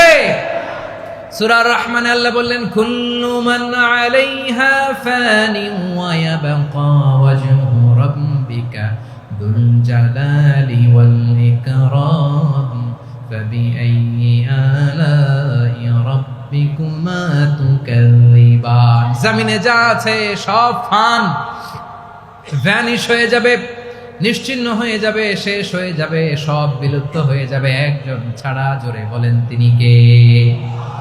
ইয়া হাইয়ু। আমার সাথে আওয়াজ করে পড়েন ইয়া হাইয়ু ইয়া কাইয়ুম ইয়া হাইয়ু ইয়া কাইয়ুম বিরহমাতিকা আস্তাগীথ আসলিহ লি শা'নি কুল্লা ওয়ালা তাকিলনি ইলা নাফসি তারফাতা আইন। এভাবে দোয়া করলে আপনাকে বিপদ মুক্ত করবে কে? এই দোয়াটা কেন পছন্দ আল্লাহর কাছে? কারণ এখানে আল্লাহর দুইটা সুন্দর নাম আছে, গুণবাচক নাম, আল হাই, আল কাইয়ুম। এই দুটো নাম আছে এখানে। আবার এই দুইটা আয়াতুল কুরসির অংশ। আয়াতুল কুরসির শুরু তো এটা আছে না নাই? হ্যাঁ, আছে না নাই? 3 নাম্বার কারণ এটা ইসমে আজম। কোন দোয়াটা ইসমে আজম? যে দোয়া ওসিলায় দোয়া করলে আল্লাহ দোয়া ফেরায় না। অনেকগুলো মত আছে, সবচেয়ে ভ্যালিড মত হচ্ছে এটা, ইয়া হাইয়ু ইয়া কাইয়ুম। এর ওসিলা দিয়ে দোয়া করলে দোয়া কবুল করে কে? 2 নম্বরে বিশ্বনবী মারাত্মক বিপদে পড়লে আরেকটা দোয়া পড়তেন, আল্লাহুম্মা ইন্নী আবদুক। আগে দোয়াটা পড়ি, শুনেন। আল্লাহুম্মা ইন্নী আবদুক ওয়া ইবনু আবদিক ওয়া ইবনু আমাতিক নাসিয়াতি বিয়াদিক মাদিন ফিয়া হুকমুক আদলুন ফিয়া কাদাউক আসআলুকা বিকুল্লি ইসমিন হুয়া লাক সাম্মাইতা বিহি নাফসাক আও আনসালতাহু ফি কিতাবিক আও আল্লামতাহু আহাদাম মিন খালকিক أو استأثرت به في علم الغيب عندك أن تجعل القرآن ربيع قلبي ونور صدري وجلاء حزني وذهاب همي। سبحان الله পড়েন। বিশ্বনবী বলতেন আল্লাহুম্মা ইন্নী আবদুক, ও আল্লাহ আমি আপনার গোলাম, ওয়া ইবনু আবদিক, গোলামের ঘরের গোলাম, ওয়া ইবনু আমাতিক, বাদীর ঘরের গোলাম। মানে আল্লাহ আমি আপনার গোলাম। আমার বাবা আব্দুল্লাহ ছিল আপনার গোলাম, আমার মা আমিনা ছিল আপনার বাদী। মানে আমরা গোলাম বংশের, সব গোলাম। নিজের এর চেয়ে আর ছোট করে আল্লাহর কাছে উপস্থাপন করা যায় আমার ভাইরা? কথা কি বুঝতেছেন? নিজেকে এর চাইতে ছোট, নগণ্য আর তুচ্ছ করে আল্লাহর সাথে প্রেজেন্ট করা যায়? বিশ্বনবী বললেন ও আল্লাহ আমি আপনার গোলাম, গোলামের ঘরের গোলাম, দাসীর ঘরের গোলাম, নাসিয়াতি বিয়াদিক, আমার মাথার চুলের ছুটি আপনার হাতের মুঠোয়। আপনি ডানে টান দিলে আমি ডানে যেতে বাধ্য, আপনি বাঁয়ে টান দিলে বাঁয়ে যেতে বাধ্য। সুবহানাল্লাহ বলেন। পিছনে 2-1 ভাই দাঁড়ালেন কেন? হ্যাঁ, বসুন। জায়গা চেঞ্জ করতেছে, সেই দুপুর থেকে বসে আছে, আমি জানি। মাশাআল্লাহ। কেউ 2-1 বেরোইছে, গ্যাপ পূরণ করতেছে, মাশাআল্লাহ। পড়েন সুবহানাল্লাহ, আলহামদুলিল্লাহ, লা ইলাহা ইল্লাল্লাহু মুহাম্মাদুর রাসূলুল্লাহ সাল্লাল্লাহু আলাইহি ওয়াসাল্লাম। বিশ্বনবী বললেন, আল্লাহ আমার মাথার চুলের ঝুঁটি আপনার হাতের মুঠোয়। আচ্ছা, এইভাবে কাকে ধরা হয় যে খুব ছোট, ঠিক কি না? নিজেকে কত ছোট করলেন বিশ্বনবী। ও আল্লাহ, আমার মাথার চুলের ঝুঁটি আপনার হাতের মুঠোয়, আপনি ডানে টানলে আমি ডানে যাব, বায়ে টানলে বায়ে যাব। আল্লাহ, আসআলুকা বিকুল্লি ইসমিন হুয়া লাক নাসিয়াতি বিয়াদিক মাদিন ফিয়া হুকমুক। আপনার নির্দেশ আমার উপর কার্যকর হবেই হবে। আদলুন ফিয়া কাদাউক, আপনার ফয়সালা, যেই ফয়সালাই আপনি আমার জন্য করেন এটাই ইনসাফ। সুবহানাল্লাহ বলেন। আমরা আল্লাহর ফয়সালায় সন্তুষ্ট হতে চাই না। কত কমপ্লেইন, আল্লাহ তুমি এটা দিলা না, ওইটা পাইলাম না, ওইটা হইল না রে, এরকম অভিযোগ কমপ্লেইন আমাদের আছে না নাই? আর বিশ্বনবী বলতেন আদলুন ফিয়া কাদাউক, আল্লাহ আমার জন্য তোমার যেটা ফয়সালা এটাই সবচেয়ে শ্রেষ্ঠ ইনসাফ, এর চেয়ে ইনসাফ আর হতে পারে? এভাবে কায়মান বাক্যে আল্লাহর কাছে বিশ্বনবী দোয়া করতেন। এরপরে বিশ্বনবী বললেন, আল্লাহ তোমার যত নাম আছে সব নামের ওসিলায় দোয়া করি, যে নাম তুমি আমাদেরকে জানিয়েছো, যে নাম তুমি আমাদেরকে জানাও নাই, যে নাম তুমি কোরআনে নাজিল করেছো, যে নাম নাজিল করো নাই, যে নাম শুধু নবীদেরকে জানিয়েছো। আর আল্লাহর এমন কিছু চমৎকার চমৎকার সুন্দর সুন্দর নাম আছে, এই নামগুলো রব্বুল আলামিন কাউকে জানাবে না। সুবহানাল্লাহ বলেন। আমরা তো 99 নাম জানি, 100 নাম জানি আল্লাহ, কিন্তু আল্লাহর এমনও কিছু নাম আছে যেগুলো আল্লাহ বিশ্বনবীরও জানায় নেই। এগুলো আল্লাহ ইলমুল গায়বে রেখে দিয়েছেন। দোয়ার সময় বলবেন, আল্লাহ তোমার যেই নামগুলো জানি, যেগুলো জানি না, যেগুলো কোরআনে আছে, যেগুলো নাই, যেগুলো নবীরে খাস ভাবে জানাইছো ওগুলোর উসিলায়, যেগুলো কোনোদিন জানাবাও না, তোমার ওই নামের উসিলাও তোমার কাছে চাই। আল্লাহ কোরআনকে আমার হৃদয়ের বসন্ত বানাও, আমার বক্ষের জ্যোতি বানাও, আমার চিন্তা দুশ্চিন্তা তুমি দূর করে দাও। বিশ্বনবী বললেন, এই কালিমাগুলো, এই বাক্যগুলো পড়ে যদি কেউ আল্লাহর কাছে ফরিয়াদ করে, তার হৃদয় থেকে দুশ্চিন্তা কাটিয়ে দিবে কে? পড়বেন, এই দোয়াগুলো পড়বেন। আচ্ছা, সব শেষে বলি, ঋণের বোঝায় যারা জর্জরিত, বিষ্ণু ইসলাম চমৎকার একটা দোয়া শিখিয়েছেন। আমাদের অনেকে ঋণের বোঝায় জর্জরিত, আছে না নাই? এদিকে কেউ আছেন? থাকলে হাত তোলার দরকার নেই, থাকলে এই দোয়াটা পড়বেন। এক সাহাবীর নাম আবু উমামা, নামাজের ওয়াক্ত ছাড়া উনি মসজিদে যেয়ে বসে আছে। বিশ্বনবী বললেন, কি রে আবু উমামা, নামাজের তো ওয়াক্ত হয় নাই, মসজিদে কি? সাহাবী বলে, হুমুমুন লাজিমাতনি ওয়া দুয়ুন, নবী গো, ঋণের বোঝায় এমন টেনশনে আছি, ঘরে থাকতে পারলাম না, মসজিদে চলে আসছে। বিশ্বনবী বলেন, আমি কি তোমার এমন একটা দোয়া শিখাবো যেটা পড়লে আল্লাহ তাআলা তোমার ঋণের বোঝা হালকা করে দিবেন? আবু উমামা বললেন, ইয়া রাসূলুল্লাহ, অবশ্যই শিখাবেন। বিশ্বনবী বললেন, তাহলে তুমি পড়বা, আল্লাহুম্মা ইন্নী আউযু বিকা মিনাল হাম্মি ওয়াল হাযান ওয়া আউযু বিকা মিনাল জুবনি ওয়াল বুখল ওয়া আউযু বিকা মিন গালাবাতিদ দাইনি ওয়া কাহরির রিজাল। ও আল্লাহ, তোমার কাছ থেকে দুশ্চিন্তা থেকে পানাহ চাই, কৃপণতা, ভীরুতা, অলসতা, কার্পণ্যতা, এই সব কিছু থেকে, মানুষের কঠোরতা, আমার উপর মানুষের আধিপত্য এবং ঋণের বোঝা থেকে পানাহ চাই। এই দোয়াটা যখন বিশ্বনবী শিখাই দিলেন, আবু উমামা বারবার এই দোয়া করে, আল্লাহুম্মা ইন্নী আউযু বিকা মিনাল হাম্মি ওয়াল হাযান ওয়া আউযু বিকা মিনাল আজজি ওয়াল কাসাল ওয়া আউযু বিকা মিনাল জুবনি ওয়াল বুখল ওয়া আউযু বিকা মিন গালাবাতিদ দাইনি ওয়া কাহরির রিজাল। আবু উমামা বলে, এই দোয়া আমি পড়তে লাগলাম আর পড়তে লাগলাম, কিছুদিন পরে দেখা গেল বিশ্বনবীর শেখানো এই দোয়ার বদৌলতে আল্লাহ তাআলা আমার সব ঋণ পরিশোধের ব্যবস্থা করে দিয়েছেন। পড়বেন, পড়বেন। আমার প্রিয় পটুয়াখালীর ভাইরা, বিশ্বনবীর জামাতা সাইয়্যিদিনা আলী রাদিয়াল্লাহু তাআলা আনহুর কাছে এক লোক এসে বলে, হে আলী, ঋণের বোঝায় আমি জর্জরিত, আমার কিছু অর্থ দিয়ে সাহায্য করো। সাইয়্যিদিনা আলী রাদিয়াল্লাহু তাআলা আনহু বললেন, আমি কি তোমারে এমন একটা দোয়া শিখাবো যেটা বিশ্বনবী আমাদের শিখিয়েছেন? এই দোয়া যদি তুমি পড়ো, লাউ কানা আলাইকা মিসলু জাবালিন কাবীরিন দাইনান আব্দুল্লাহু আনকা, পাহাড় পরিমাণও যদি ঋণের বোঝা হয়, আল্লাহ এটা পরিশোধের ব্যবস্থা করে দিবেন। ছোট্ট একটা দোয়া বিশ্বনবী শিখালেন, বললেন, তুমি পড়বা, আল্লাহুম্মা কফিনি বিহালালিকা আন হারামিকা ওয়া আগনিনি বিফাদলিকা আম্মান সিওয়াক। মুখস্থ আছে? হ্যাঁ, আছে।